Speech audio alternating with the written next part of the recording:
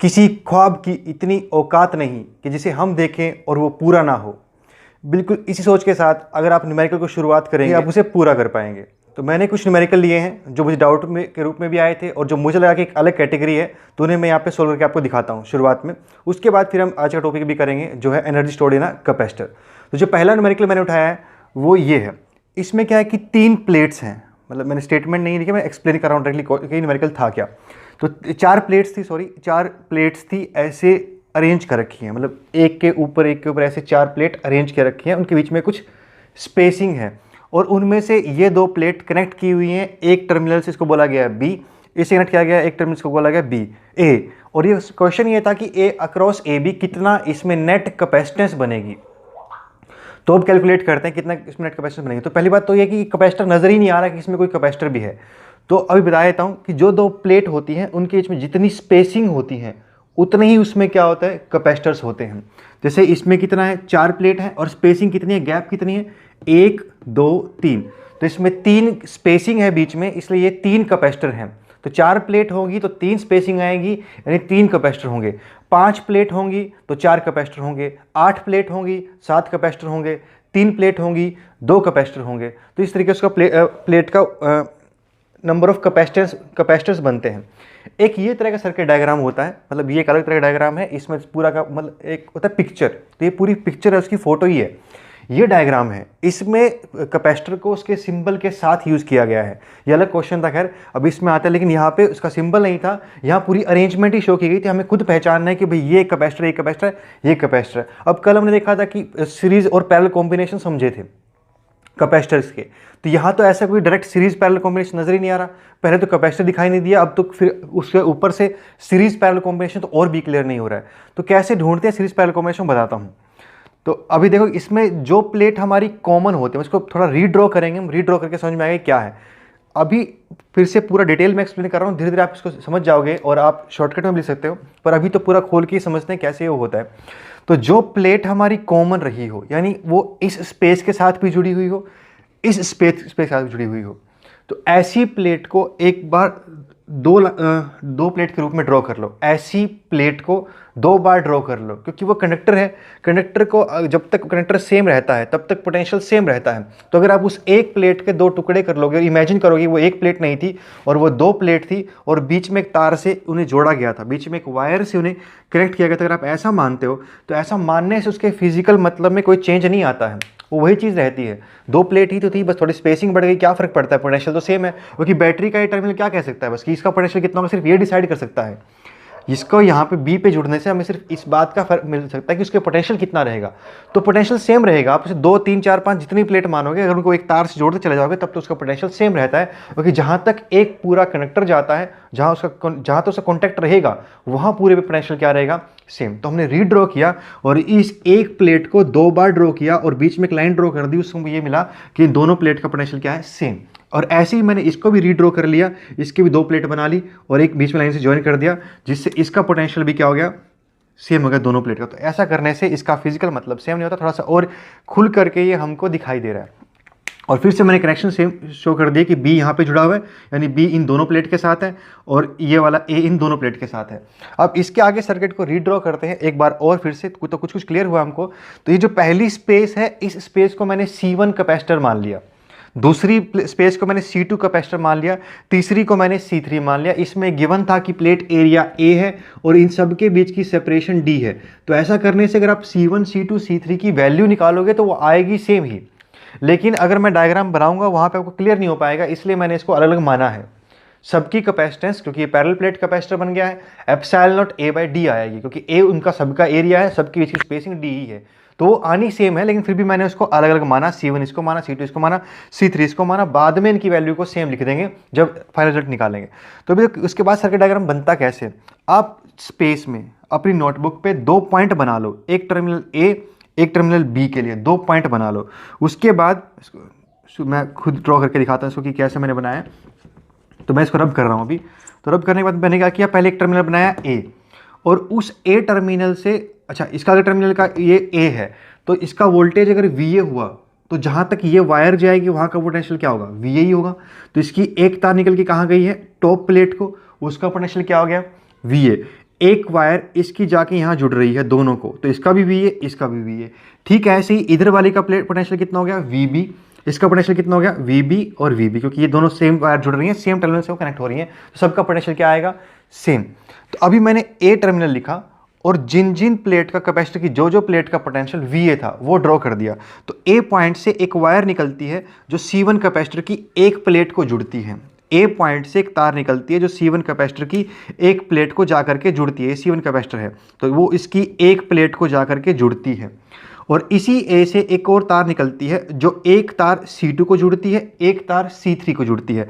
तो ए से ही एक तार C2 को जुड़ती है, C2 की एक प्लेट को जुड़ती है, और दूसरी तार C3 की एक प्लेट को जुड़ती है। तो पहले मैंने आधा डायग्राम बनाया कि VA से निकलने वाली वायर्स उन तीनों कैपेसिटर को जाकर के कैसे कनेक्ट होती हैं। तो एक C1 को, एक C2 को, एक दूसरी C3 को, तो इससे तीन तार निकली, तीनों जाके कनेक्ट हो गए। ऐसे ही दूसरा टर्मिनल बना लो यहाँ पे, जैसे मैं B बना रहा हूँ अभी, तो B से एक तार निकलती है जो जाके कहाँ जुड़ती है, एक तो C1 को कनेक्ट होती है। तो ये C1 कैपेसिटर था, इसकी जो दूसरी प्लेट है वो कहाँ जुड़ी हुई है, जाकर के VB टर्मिनल पर। ऐसे ही हमारे पास C2 है, इसकी एक प्लेट तो VA पर है, वो जोड़ी गई है, दूसरी प्लेट इसकी कहाँ पे जुड़ रही है, जाकर के VA पर। C2 की एक प्लेट VA पर थी, वो जुड़ गई, दूसरी प्लेट C2 कहाँ पे, VB पर, तो दूसरी प्लेट को हम कहाँ जोड़ देंगे, VB पर। ठीक ऐसे ही C3 की एक प्लेट कहाँ जुड़ रही है, VA पर, वो जोड़ बनाई गई है, दूसरी प्लेट कहाँ जुड़ रही है, VB पर, तो इसकी दूसरी प्लेट को कहाँ जोड़ दिया मैंने उठा करके, VB पर। अब अगर आप इसे देखोगे तो आपको क्लियर दिखाई दे रहा होगा ये तीनों किस में आ गए, पैरेलल में। इसे आप ऊपर भी कर सकते हैं डायरेक्ट, लेकिन ये थोड़ा सा खोल के मैंने आपको समझाया, आगे आप इसकी प्रैक्टिस करोगे अगर तो आप सीधा भी लिख सकते हो। तो ये तीनों प्लेट कैपेसिटर किस में हो गए, पैरेलल में हो गए। और पैरेलल में कैसे ऐड होते हैं, डायरेक्ट ऐड होते हैं। तो कितना बन जाएगा, 3 टाइम्स C बन जाएगा, और एक कितना है, एप्सिलॉन A बाई डी, तो टोटल कितना आया, 3 एप्सिलॉन A बाई डी। तो ये था पहला न्यूमेरिकल, जब प्लेट्स अरेंजमेंट की गई हो, आपको सर्किट डायग्राम ना दिया गया तो वहाँ पे कैसे बनाते हैं, ये पिक्चर थी, पिक्चर से हम कैसे उसको बनाते हैं। ठीक, ये पहला न्यूमेरिकल था। एक और तरह का मैं न्यूमेरिकल लिया है जो मेरे पास आया था, ये है second capacitor, second diagram question हमारा। इस केस में क्या है, सिंबॉलिकली रिप्रेजेंट किया गया है उनको, लेकिन फिर से साफ साफ कुछ दिखाई नहीं दे रहा है कि कौन सीरीज में है कौन पैरेलल में। अगर हम सिर्फ डायग्राम के साथ ऐसा लग सकता है कि सारे सीरीज में हों, डायग्राम से देखने पर ऐसा लग सकता है कि ये सारे सीरीज में हों, लेकिन आपको पहले ही बताया था मैंने कि सीरीज का मतलब और पैरेलल का मतलब क्या होता है, वो पोटेंशियल से और चार्ज से डिसाइड होता है कि किसको कितना। अगर सबको सेम चार्ज मिल जाए और वो चार्ज वही वाला हो जो पहली ने इंड्यूस किया है, वही चार्ज अगर आगे जाता जा रहा हो तो ही वो सीरीज कहलाएगा। अगर ऐसा नहीं है तो फिर वो सीरीज नहीं कहलाता है। तो इसको चेक करें अगर एक बार, मान लो यहां से बैटरी से हम कनेक्ट कर दें इसको, अगर मैं इसे किसी बैटरी से, क्योंकि टर्मिनल के क्रॉस क्या हो सकता है, कोई बैटरी कनेक्ट हो सकती है, तभी तो उसके क्रॉस पोटेंशियल डिफरेंस पूछा गया या कैपेसिटेंस पूछी गई है। तो अगर मैं लेट करूं कि मैंने इसको किसी बैटरी से कनेक्ट किया, वो बैटरी यहां से क्या करेगी, चार्ज देगी।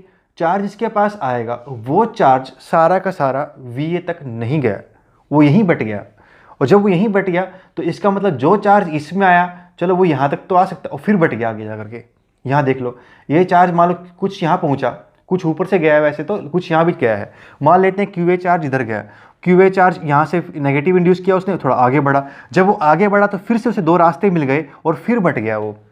अगर वो चार्ज फिर बट गया है, इसका मतलब VB के पास वही चार्ज नहीं पहुंचा जो VA के पास पहुंचा। और अगर वो सेम चार्ज उसके पास नहीं पहुंचा, मतलब इस कैपेसिटर के पास वही चार्ज नहीं पहुंचा, तो ये सीरीज तो नहीं है। Clear point. सीरीज खाली उसकी पिक्चर से क्लियर नहीं होगा कि यह छपा कैसे है, वो उससे सीरीज पैरेलल क्लियर नहीं होते। उसका मतलब होता है, कल भी बताया गया था, चार्ज से या पोटेंशियल से। तो वो तो फेल हो गया। अब देखते हैं कि पोटेंशियल क्या बन रहा है। तो उसी के लिए मैंने सर्किट को दोबारा रीड्रॉ किया, जैसे पहले किया था उसी तरीके से। अगर हम इसको रीड्रॉ करने की जरूरत भी नहीं है, तो वैसे कर रहा हूँ, वहाँ पे डायरेक्ट कर रहे थे हम। ये दूसरा क्वेश्चन है। तो इसमें मान लो ये टर्मिनल का वोल्टेज VA है, तो जहाँ तक एक वायर जाएगी, जितनी भी कनेक्टिंग वायर उससे कनेक्ट होंगी, उन सभी पे पोटेंशियल सेम रहेगा। कि एक कंडक्टर की ये प्रॉपर्टी होती है कि उसका पूरी का पोटेंशियल सेम रहता है, क्योंकि कंडक्टर के क्रॉस पोटेंशियल ड्रॉप नहीं होता, वो सेम पोटेंशियल जाता है किसी कंडक्टर के क्रॉस। तो अगर इस टर्मिनल का पोटेंशियल VA है, तो इस कैपेसिटर की इस प्लेट का पोटेंशियल भी VA ही आएगा। और इसका जहाँ तक ये दूसरी तार कनेक्ट होगी इसका, तो इस तार का पोटेंशियल भी कितना हो गया, सेम VA हो गया। और जहाँ तक ये वायर गई, वहाँ का पोटेंशियल भी क्या हो गया, सेम। यानी इस दूसरे कैपेसिटर की उधर वाली प्लेट VA पर है, इसकी इधर वाली प्लेट कितने पर है, VA पर है। तो इन तीनों कैपेसिटर की एक एक प्लेट VA पर है। अगर अब उधर से डिस्ट्रीब्यूट करते हुए आए तो ये पोटेंशियल अगर VB बनता है तो इसका पोटेंशियल कितना हो गया VB, और इसी से जुड़ी हुई ये तार भी है तो इसका भी क्या हो गया VB, ये आगे जाके कहाँ जुड़ गई यहाँ पर, तो इसका भी कितना हो गया VB, इसका भी कितना हो गया VB। तो अगर आप ध्यान से देखो तो इन तीनों कैपेसिटर की एक एक प्लेट VA पर है और एक एक प्लेट VB पर है, तो पोटेंशियल डिफरेंस तीनों क्या आएगा VA minus VB, VA minus VB, VA minus VB, तीनों का सेम आ रहा है। तो अगर तीनों का पोटेंशियल सेम, डिफरेंस सेम आ रहा है तो ये उल्टा लग रहा है आपको, पर ऐसा नहीं है, वो कनेक्शन घूम के आ जाएगा।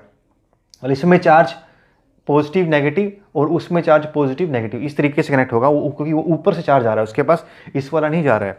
तो क्या हुआ, तीनों का पोटेंशियल डिफरेंस सेम बन गया, इसलिए तीनों क्या हो गए पैरेलल में। तो फिर से रिजल्ट कितना आया 3 टाइम्स एप्सिलॉन नॉट A/D, एक का एप्सिलॉन नॉट A/D दिया हुआ था तो तीनों कितना हो गया एप्सिलॉन नॉट A/D। ये दूसरी तरह क्वेश्चन था जहां पर हमको सीरीज पैरेलल फिर से पहचानना होता है। अब वोल्टेज डिस्ट्रीब्यूशन से ऐसा करते हैं, सीधा तरीके से आपको पोटेंशियल डिफरेंस या सीरीज पैरेलल दिखाई दे ऐसा क्वेश्चन सिर्फ बोर्ड में ही आ सकता है। कंपटीशन में इतना सीधा क्वेश्चन नहीं आएगा कि आपको सरेआम दिख जाए कि ये सीरीज है या पैरेलल है। आपको कुछ तो तिकड़मबाजी करनी होगी, कुछ तो ढूंढना ही पड़ेगा उसको, तभी जा करके वो आप उसको ढूंढ पाओगे, और तभी वो कंपटीशन भी है। ऐसा शुरू में कहा कि जो चीज़ आसान हो, जो चीज़ आसानी से मिल जाए, उसकी वो कीमत नहीं होती। कीमत उसी चीज़ की होती है जो जिसमें दम लगे। जो थोड़ी डिफिकल्ट होगी वही तो बात है, वहीं से तो आप एडवांटेज लोगे। आसान तो सारी दुनिया कर जाएगी, आसान तो बोर्ड में भी सारी दुनिया नंबर लेके आती है, तो उसके बेस पर एडमिशन थोड़ी मिलता है। तो ये तीसरा क्वेश्चन है जो मैंने उठाया है, फिर से उसी ग्रिड प्लेट की तरह का है। उसमें कुछ बातें रह गई थी, इसमें एक और कॉन्सेप्ट कवर होता तो मैं वो भी करना चाह रहा था। उसमें देखो क्या है, तो ये इस बार फिर से 3 प्लेट है इस बार। हाँ 3 प्लेट है, 3 है कि 4 है, कैपेसिटर 4, सॉरी 4 प्लेट है। ये गलती से कनेक्ट हो गई, यहाँ पे एक प्लेट और थी, ये यहाँ था, ये ऐसे था। तो ये फिर से 4 प्लेट है, इन चारों प्लेट का इस बार कनेक्शन अलग दिए गए हैं। उसका कनेक्शन कैसा था कि पहली और तीसरी एक टर्मिनल से जुड़ी हुई थी, दूसरी और चौथी प्लेट एक टर्मिनल से जुड़ी हुई थी। यहाँ अलग केस है, यहाँ पर पहली और चौथी A से जुड़ी हुई है और दूसरी और तीसरी B से जुड़ी हुई है। तो दो अलग अलग केस बन गए और कनेक्शन अलग है, तो इससे सर्किट डायग्राम अलग होगा, सीरीज पैरेलल का मतलब बदल जाएगा। तो फिर से अगर मैं सर्किट को रीड्रॉ करूं तो मैंने वही किया कि जो हमारी सिंगल है, तो कैपेसिटर कितने बन गए 3, 1 2 3, 3 स्पेस बन गई ना, 4 प्लेट थी 3 स्पेस बन गई, 3 कैपेसिटर हो गए, तो 3 तो हो गए कैपेसिटर।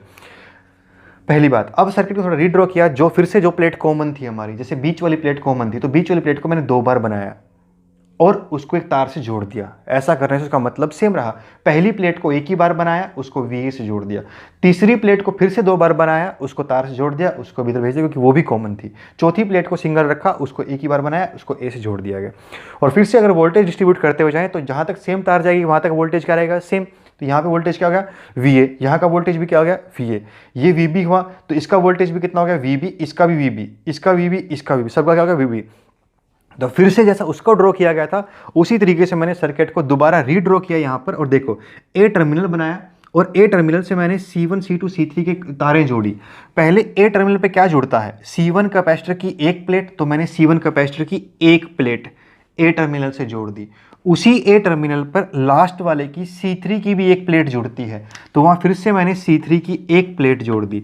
अब मैंने देखा कि C1 की दूसरी प्लेट कहाँ जुड़ती है, तो C1 की दूसरी प्लेट, इसका पोटेंशियल VB है, वो B पे जाके जुड़ती है, तो मैंने C1 की दूसरी प्लेट B पे जाके जोड़ी। और फिर देखा कि C3 की दूसरी प्लेट कहाँ जुड़ती है, तो C3 की दूसरी प्लेट कहाँ जाके जुड़ती है, वो भी B पे जुड़ती है, तो वो भी मैंने वहीं जोड़ दी। अब बच गया बीच वाला कैपेसिटर, तो बीच वाला कैपेसिटर को मैंने अलग से ड्रॉ किया और उसको देखा कि उसकी पहली प्लेट कहाँ जुड़ती है, पहली प्लेट बीच वाले की कहाँ जुड़ती है VB पर, तो उसे VB पे जोड़ दिया। दूसरी प्लेट कहाँ जुड़ती है, वो भी VB पर, तो उसे भी वहाँ जोड़ दिया। तो अगर ऐसा कनेक्शन आप करोगे तो जो बीच वाला कैपेसिटर बन गया है एक तरीके से शॉर्ट हो गया। मतलब इसकी जो 2 टर्मिनल होते हैं, किसी कैपेसिटर को भी आपने कभी देखा हो तो उसकी 2 तारें होती हैं, आपने उन दोनों तारों को आपस में मिला दिया, यानी पॉजिटिव और नेगेटिव को आपस में मिला दिया। ऐसा करने से कैपेसिटर डिस्चार्ज हो जाता है। डिस्चार्ज होने का मतलब कि वो काम ही नहीं करेगा, वो खत्म हो गया, वहाँ पर उसका कोई रोल ही नहीं बचा है या शॉर्ट हो गया है। तो ये जो तीसरा कैपेसिटर हमारा बना है इसका रोल ही खत्म हो गया है, यहाँ ये कुछ भी नहीं कर रहा है, इसके लिए 0 वैल्यू आएगी। तो बचे हुए 2 किस में है, पैरेलल में है, तो आंसर सीधा हो गया 2 टाइम्स एप्सिलॉन नॉट A/D।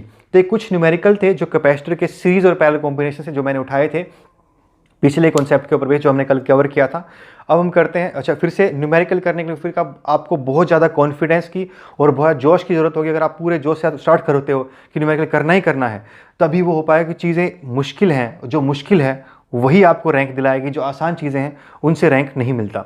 तो आगे बढ़ते हैं, तो अभी शुरू करते हैं दूसरा हमारा टॉपिक, एनर्जी ना stored in a capacitor.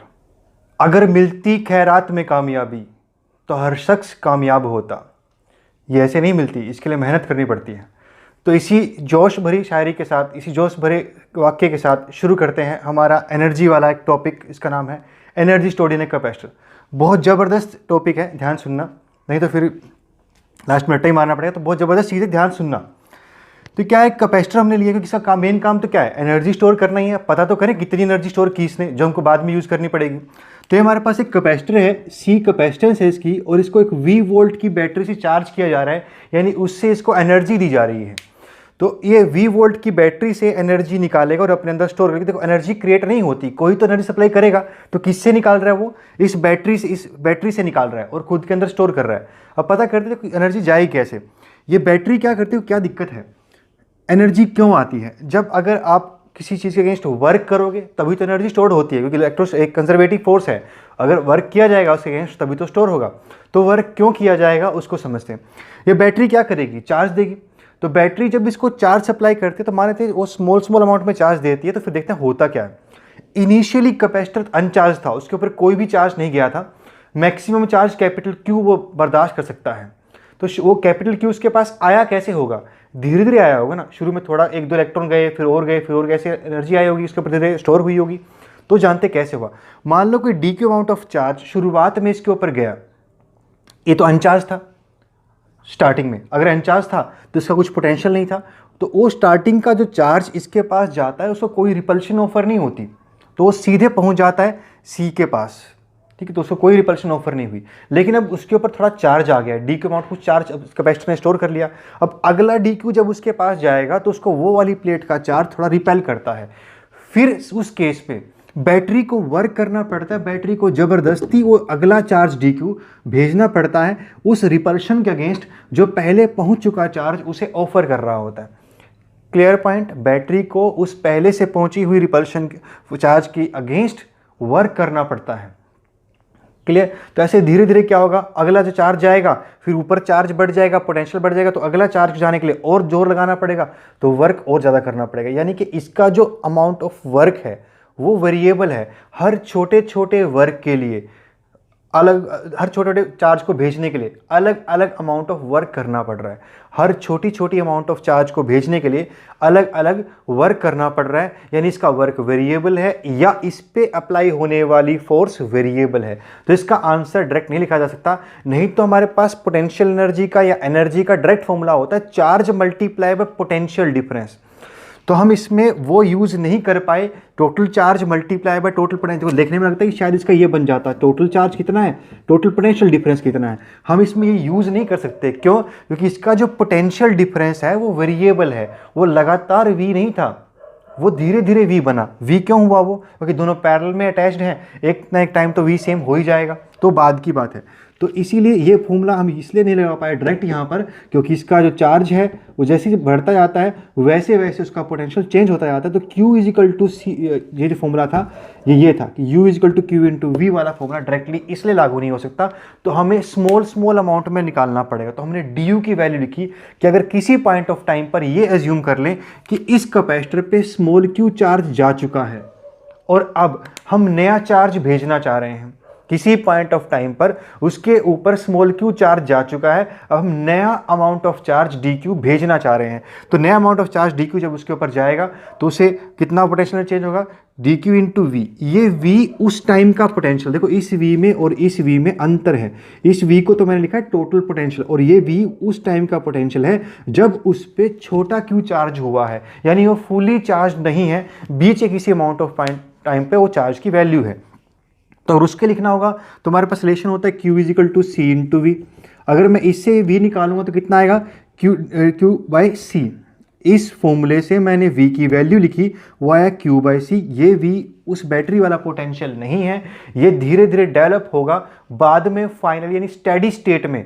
Steady state में दोनों पोटेंशियल सेम हो जाएंगे, लेकिन ये तो कब की बात हो रही है, जब उसमें हमने थोड़ा सा अमाउंट ऑफ चार्ज अभी पहुंचाया है।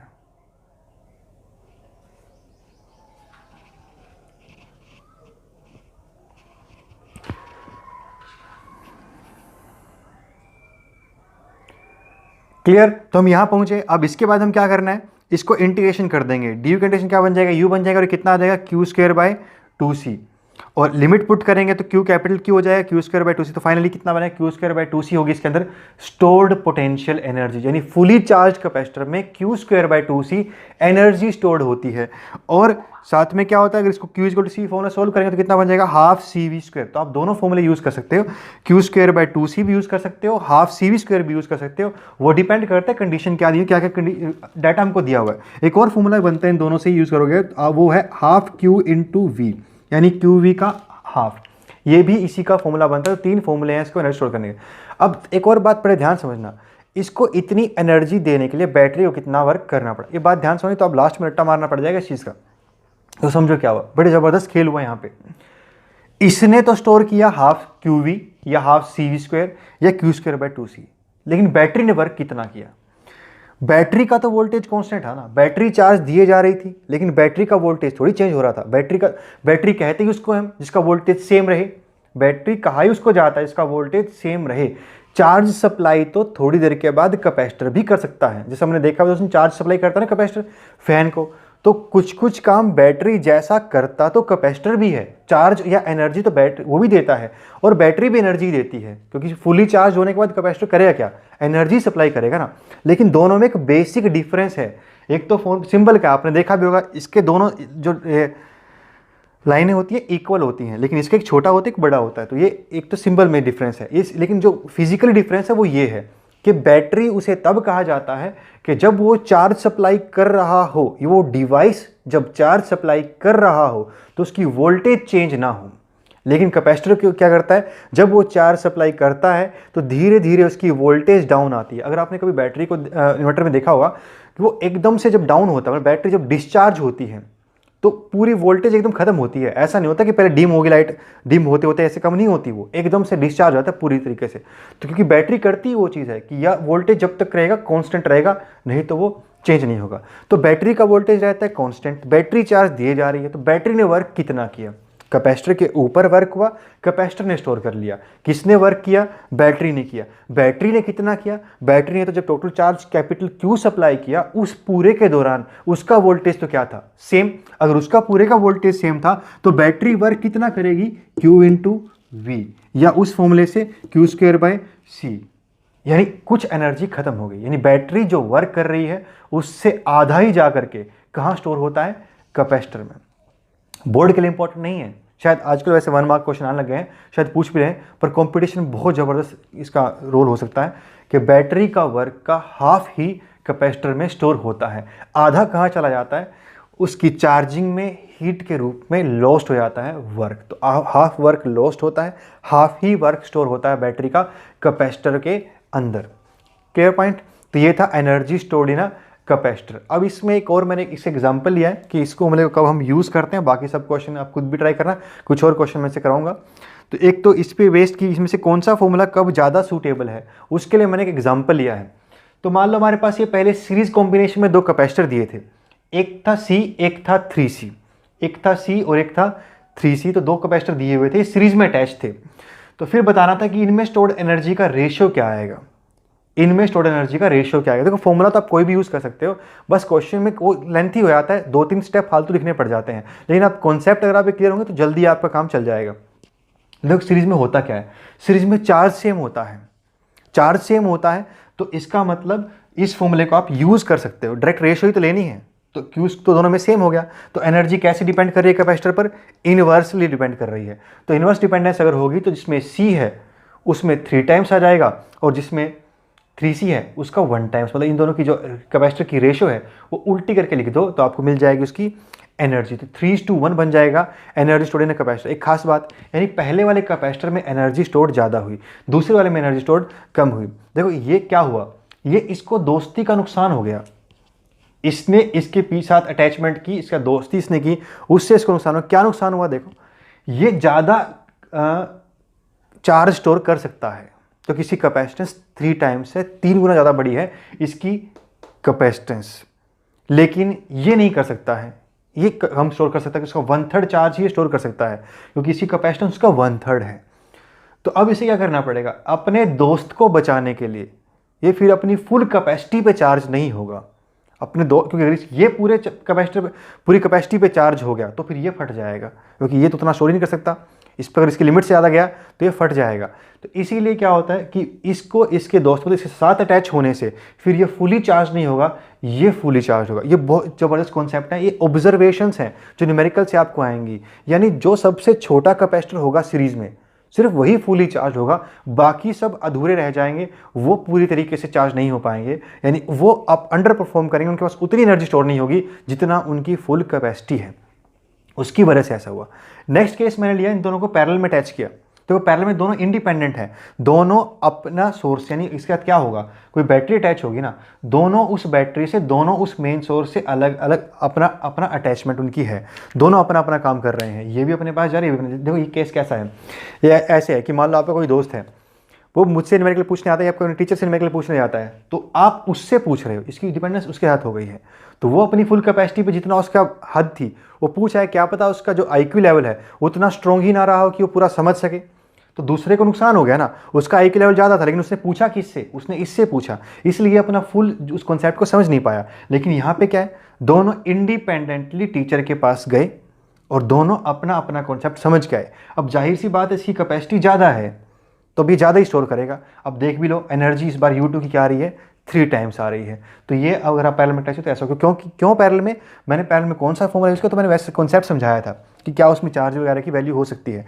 कॉन्सेप्ट जो इसमें लगाया मैंने, फॉर्मूला जो लगाया मैंने, वो ये वाला लगाया है, 12CV², क्योंकि पैरेलल में वोल्टेज सेम होता है, तो मुझे वोल्टेज निकालने की चिंता ही नहीं है, चार्ज निकालने की जरूरत ही नहीं है कि इस पर कितना आ रहा है, डायरेक्ट वोल्टेज सेम है और रेशो चाहिए बस। तो इसको इग्नोर कर दो, डिपेंडेंस क्या होती है, डायरेक्ट। तो यहाँ पर कैपेसिटर की डिपेंडेंस क्या हो जाएगी, सीधी हो जाएगी। क्लियर। तो ये था energy stored in a capacitor. अब एक और क्वेश्चन मैं करता हूँ इसके ऊपर बेस्ड, एक डायलेक्ट्रिक वाला कॉन्सेप्ट बचा है, वो हम नेक्स्ट लेक्चर में करेंगे। अच्छा, एक पहली बहुत इंपॉर्टेंट बात कि वीडियो को देखना कैसे, वीडियो को यूज़ क्या है, बेस्ट यूज़ क्या कर सकते हो। पहली बात तो कोई भी लेट के वीडियो नहीं देखेगा, मतलब ये नहीं कि आप आराम से बैठे हो, लेटे हुए और वीडियो देखे जा रहे हो, इस तरीके से कोई वीडियो नहीं देखा, बैठ के वीडियो देखनी है। क्लियर। और दूसरी बात ये कि वीडियो का बेस्ट यूज़ ये होता है कि आप कॉपी पेन लेकर के मत बैठो, नोटबुक लेकर के मत बैठो, खाली फ़ोन लेकर के बैठो सामने, उसको देखो क्या उसमें बोला गया है। नोटबुक अगर लेके बैठो तो साइड में रख दो, उसको यूज़ नहीं करना। ये नहीं कि साथ साथ वीडियो चल रही है आप कॉपी करे जा रहे हो, ऐसा कुछ नहीं, लाइव क्लास नहीं है ये। आपको सिंपल क्या करना है, सुनना है, सुन करके जो आपको समझ में आए पूरी वीडियो देखने के बाद, क्योंकि ज़्यादा से ज़्यादा 25-30 मिनट की वीडियो मैक्सिमम बन रही है, उससे छोटी ही रहेंगी, तो 20-25 मिनट की वीडियो है, आपको 20-25 मिनट सुनना है क्या बोला गया, जो कॉन्सेप्ट समझ में आया वो कॉन्सेप्ट को नोटबुक पे उतार दो। अगर कोई पॉइंट रह गया तो उस वीडियो को वहीं उसी पॉइंट जाकर के दोबारा देखो, सुनो, फिर दोबारा उस कॉन्सेप्ट को नोटबुक बाद में रिकॉर्ड करो, मतलब लिखो। यानी नोट्स आपको बनाने अगर हैं तो पहले वीडियो पूरी सुननी है, कॉन्सेप्ट को समझना है, उसके बाद ही कुछ नोटबुक में लिखना है।